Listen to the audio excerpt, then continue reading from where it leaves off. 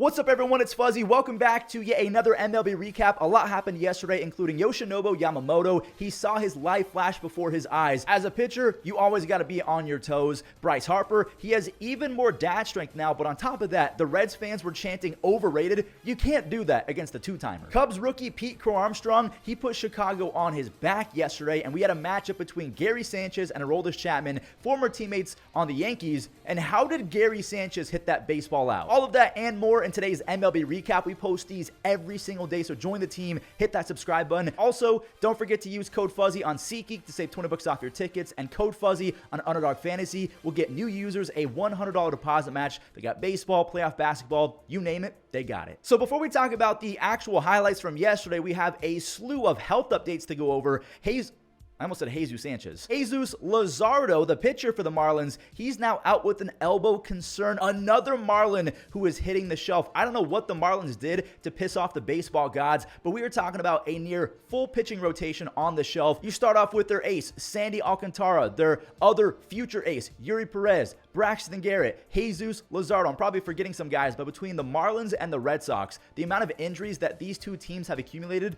it's scary. In the intro, we talked about how a Cubs rookie named Pete Crow Armstrong, he put Chicago on his back, but he was only in there because Cody Bellinger fractured his rib trying to make a play at the track. Now, we know that Wrigley Field out in center, the wall is made of brick. So he actually hit his rib on the brick wall, and he's going to be missing quite some time. We have a few oblique injuries to talk about. Zach Geloff, the second baseman for the A's, he was finally starting to heat up. He's going to be missing some time with that oblique injury. Also, J.P. Crawford, the exact same thing. He's the shortstop for the Mariners. What is going on in baseball? And we're not done yet. Lane Thomas, I was hoping that he was going to be all right after stealing a bag. He was grimacing a little bit, kind of holding that knee, and come to find out, he did actually hurt it. He has an MCL sprain. He's going to be missing a few weeks as well. I don't know if Alek Manoah is ever going to make it back to the big leagues. I'm hoping that he does, but he's out with more shoulder issues. In 12 innings at AAA, he allowed 12 runs. Then he goes back down to single A to work on his mechanics again. He allows 4 walks, 7 runs in an inning and 2/3. Now he's on the shelf again with more shoulder issues. So now we have to kind of ask the question, not only has he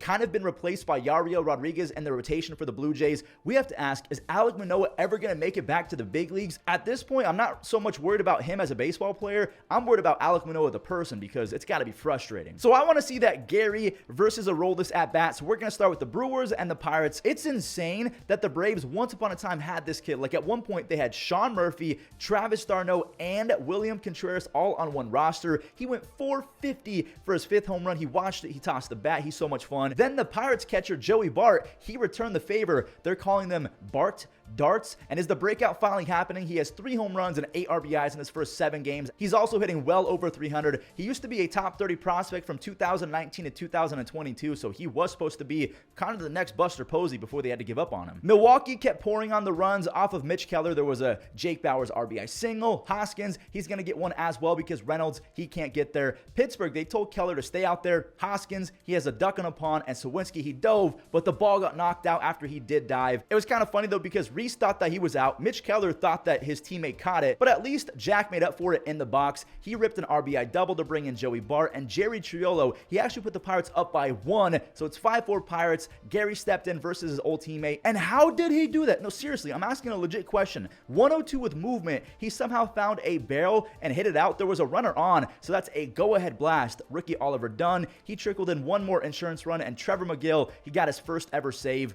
What a game. Now, one thing I want to say, I have no idea why Mitch Keller got that big extension. Like, I kind of know why, because he is nasty. He does have a high ceiling, but through 6 starts this year, he has a 5+ ERA, and he's allowed the most hits in the league. Jared Jones and Paul Skeens, they're about to make Mitch Keller a 3-starter, which might actually be a good thing. But they gave him money because he has a really high ceiling. He just can't hit that consistently. Anyway, Milwaukee is now 16-8, and the Dodgers, they're also going for their 16th win. This was a low-scoring game, but that's okay because the pitching duel was a lot of fun to watch. That home run from Teoscar Hernandez was the only blemish all day from Mackenzie Gore. More on him in just a second. Yoshinobu, he allowed a leadoff double to start the 4th. He then got Luis Garcia Jr. to line out, and I can't play the audio, but he grunted on this next pitch. He ran it up to 97 miles an hour. Ruiz, he pops up, and that's a sick pitch. It looks like the splitter just barely nibbled the corner to get my friend Joey Gallo. 4 shutout for Yamamoto. Gore, he gets himself out of trouble as well. For the 3rd consecutive inning, he gets an inning-ending double play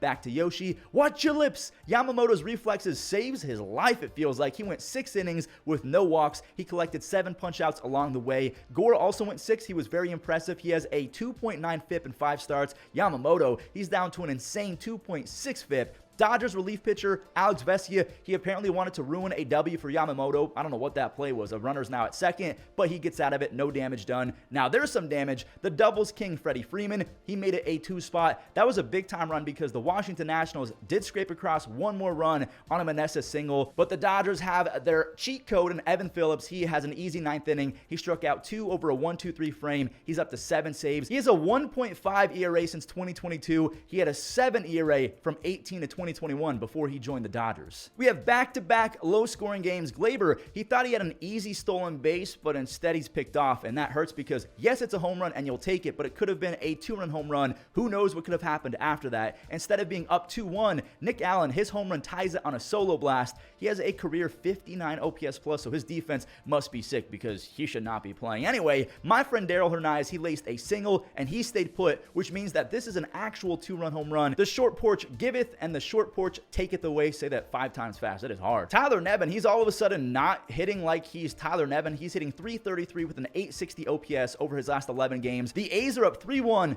That could change here because Jose Trevino, he already has a home run. Now he's up with the bases loaded, and that was vintage Alex Wood. He's not going to strike out 15, but he will keep the ball on the ground. He has so much sinking movement on his pitches that you're bound to roll over. That's a huge double play to end the 4th inning. Alex Wood is out 1 out before going 6 innings, but not before he allowed 2 runners to get on. Oswaldo, he has really cooled off. He rolls over. He's hitting .205 with a 473 OPS over his last 12 games. Nestor Cortez, he's still out there. Volpe, he raced over to make the nice play. He's through 7 innings talking about Nestor Cortez. He technically threw a quality start. He just had no run support. And no support is coming because the A's deployed Thanos, Mason Miller. He got Trevino to emergency swing. That ball might have hit him had he not swung. And look at this play. Noda, he hit one off the bag. It deflects back to Gleyber Torres. Volpe, he scampers to the bag. The Yankees still getting out. Now, nothing came of that play, but I thought that it was cool. I wanted to show it. You know what else is cool? 102 fastballs, and I would ask how it's even possible to make contact with it, but Gary showed that it is possible earlier on that 2-run home run off of Aroldis Chapman. Soto, he slams the bat in frustration. Aaron Judge, he is New York's final chance to tie it, and he gets jammed on a slider this time. Ball game. Mason Miller now has 6 saves. He got 3 more strikeouts. He has a mind-bending 18.3 strikeouts per 9. I completely forgot to mention that the Yankees were going for win number 18. They can't get it, so this is a perfect segue because the Guardians, they're also going for win number 18. Will Brennan, he's finally starting to get hot. He has 3 home runs and a 1.165 OPS over his last 8 games. His AAA stats are stupid, so he's finally adjusting back to big league pitching. Speaking of big league pitching, this guy should not be a big leaguer. No disrespect to Chase Anderson, but the only reason why he's out there is because Boston upset the baseball gods just like Miami. Everyone is hurt. Not even the fighting necklace could protect him. He hit Arias. He then walked Quan and Freeman. The bases are loaded for J-Ram, and you know, bro, home run pitch. That's Jose's favorite line to say after he goes yard. He's hitting .303 with runners in scoring position, and I bring that up because he barely hit 200 in the clutch last year. The Red Sox, they're going to fight back though. Rob Refsnyder, there's an RBI triple. Good to see that Devers' knee is looking healthy. Wilyer Abreu, he lofted a sac fly. He brought home Refsnyder. Boston, they kept the pressure on. 2-on in the 6th. Rafaela, he put it in play. It's now 5-3. Now it's 5-4. I wish Jarren Duran was on my team. His ability to sit back and drive it the other way is just beautiful baseball. But here comes J-Ram. He puts the Guardians on his back again. He singles, then he immediately stole second. He motors to third after the bad throw, and now he's going to score. Reese, he dropped the ball, then kind of jogged to it, not thinking that Jose was going to go home, but he did. Emmanuel Clase, he has not looked this good in years. He was shaky last year, but he now has 8 saves. The hits are down, the walks are down, the strikeouts are up. I'm very happy, but I'm going to knock on wood so I don't jinx it.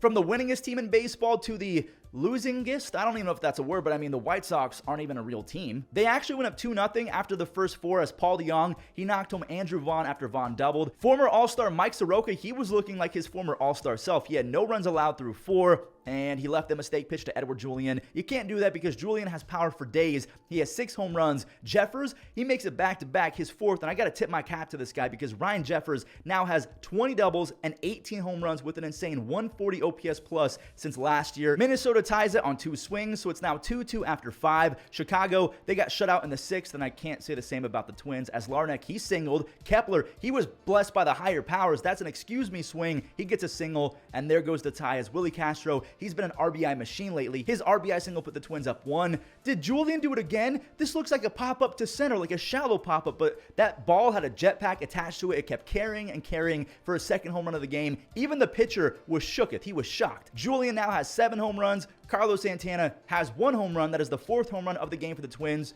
Now I'm playing. They go back-to-back again. Miranda, Jose Miranda, this is the same guy that had 40 extra base hits and a 115 OPS plus back in 2022 before falling off a cliff in 2023. I'm hoping that he bounces back. Griffin Jax is going to have Steven Okert's back. Okert, he loaded them up. One is going to score as Robbie. He reaches on an error. That's okay, though. Jax, he settles down. He got everything under control. He has 4 saves, and the Twins, they've won 4 in a row. I'm just going to keep it real with you guys. This next game really annoys me, so let's talk about why I'm annoyed. So the Royals and the Cubs, they're both on a 3-game winning streak, and we'll show the Royals game first because, again, I'm annoyed. Salvi launched another home run. His 2-run blast ruins Jose Barrios' scoreless streak. I think it was almost like 27 innings, something crazy like that. Salvi has 7 home runs and 25 RBIs. He's about to make his 9th All-Star game. Toronto got one of those 2 runs back. Ernie Clement, he had an RBI single. Varsho, he popped up right after, and Kirk, he chased a changeup. So Cole Reagans, he strands a few. The rain is still pouring. Michael Massey in center field, he made a sick grab. That's huge because Cole, he got the next 2 outs. Then Toronto shut out Kansas City in the bottom of the 5th, which they probably shouldn't have done. 5 innings means that it's now an official game. They can call it if they want to. So the Royals, they get a 2-1 victory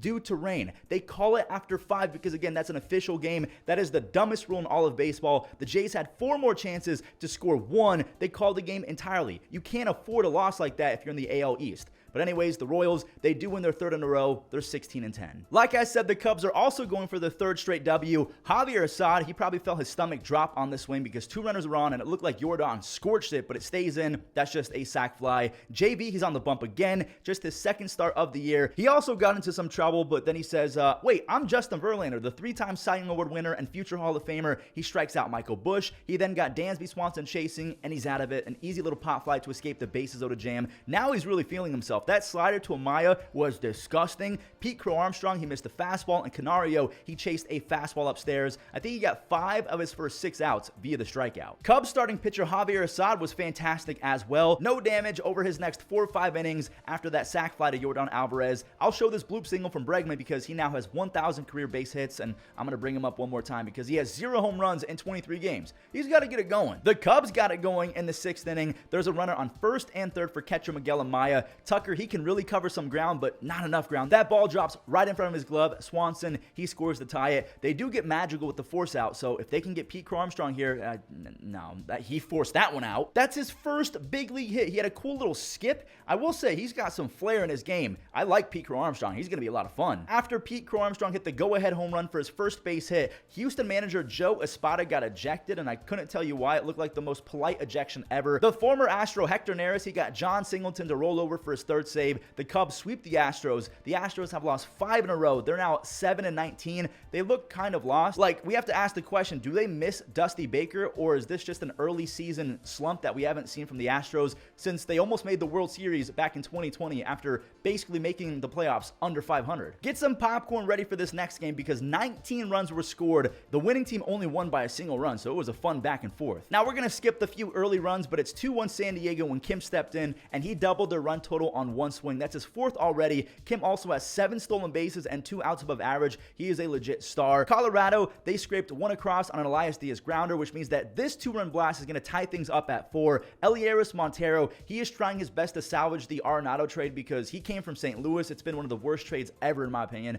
Xander, he laced one hard enough to get it past the diving Tovar. Eggy Rosario, he scores. The Padres are back up 1. They actually went up 2 after a Cronenworth sac fly. Now it's an 8-4 ball game. Jerkson Profar, he used to be a super prospect. Like way back in 2012, he was the 7th ranked prospect. Then in 2013, he was the #1 prospect. He's never lived up to the expectations, but at age 31, he's off to his best start ever. He has 3 home runs and 18 RBIs, and he knew it too. That was a bat flip to space. Speaking of space, Rockies right fielder Hunter Goodman just hit a ball to space.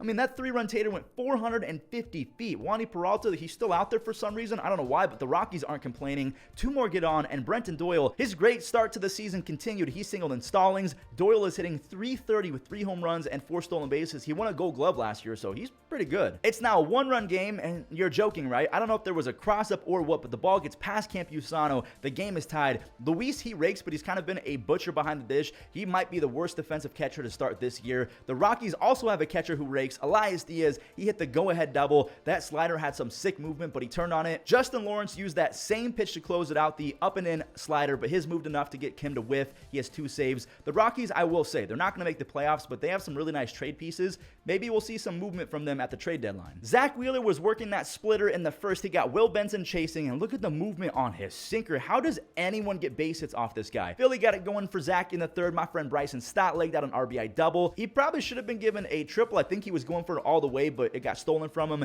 Schwarber, he sent one out to left, so Steer, he can't beat Stott home. Trey, he's going to try for 3, but just like Bryce Stott, he also had a triple stolen from him. That ball bounced over, so it's a ground rule double, but 3rd base, 2nd base, it doesn't matter for Bryce Harper. He just came back from the paternity list. He did the same thing 5 years ago after his son was born, so he goes yard after his 3rd child was born, his 1st child was born, his 2nd child was born in the offseason, so it doesn't count. Also, Reds fans were chanting overrated, so after he hit that home run, Bryce says, "What happened?" That was so much fun. Zach Wheeler is going to have to dig deep in the 3rd. The bases are juiced for Spencer Steer, and you know what he does. He rakes, and he ripped one. It's back, but it's caught. Nick Castellanos, he tracked it down. We skip to the 5th inning. Wheeler, my God, he had Jamier Candelario guessing. Zach, he gets Espinal to pop up, and then he punches out Luke Maley. So I think he had 8 strikeouts through 5. He had 1 base hit allowed over 6 shutout. Bryce Stott, he cracked another RBI base knock. Do not let him get hot, because the Phillies, they're now 16-10, and it's nice to see because they were off to one of the worst starts in baseball to begin the year. Luis Castillo and Andrew Heaney, they both struck out a ton, I think 13 or 14 total between the pair of them, but they also had trouble with the home run ball. After J-Rod got on, Ty France, he swatted an opposite field 2-run home run, his first of the year, which was shocking to me because his exit velos have been insane, but maybe he's not lifting the ball as much, I don't know. Nathaniel Lowe, he's on the board as well. He missed a few weeks because of an injury. That's his first. Ezekiel Duran, he broke his bat. He's trying to get that one to drop, and it almost worked, but Polanco, he snagged it. He chucked it home to keep the runner at 3rd, and Castillo really got helped out by an umpire. Just not fair. I mean, he's already nasty enough, but when you have to try and hit a fastball that's an inch off the corner, that's tough. It seems like everyone is hitting their first home run of the season. Josh Smith, he's been raking as well, just like Ty France, but no long balls to show for it until this game. Luis Urias, goodbye. He went from awful to really good, back to awful, and I don't know what this season holds for him, but he's got 5 extra base hits and 7 RBIs and 28 at-bats, despite hitting like 160. Those 2 runs proved to be the difference because Texas, they got their 3rd run across on a Marcus Semien RBI single. Corey, he could not hold up on the swing as Gabe Spire got the big strikeout. Munoz, he worked the 9th for his 3rd save, and the Mariners, they leapfrogged the Rangers again. They're a half game ahead for 1st place. That does it for today's MLB recap. Thank you all so much for watching. I appreciate all of your support this year, and enjoy the web gems. And in center field, dropping a diving play. Nicely done by Durant. Back to second. Out to right center. Jacob Young tracking it. Into a diving. Major league hit. Bunted. It's a good one. Wisniewski. Nice play. Montana with 1 down. Tough play by Corey Lee. And hits that ball hard out to left field. And that one takes like Altuve swings here and rips one left field. Canario back up at the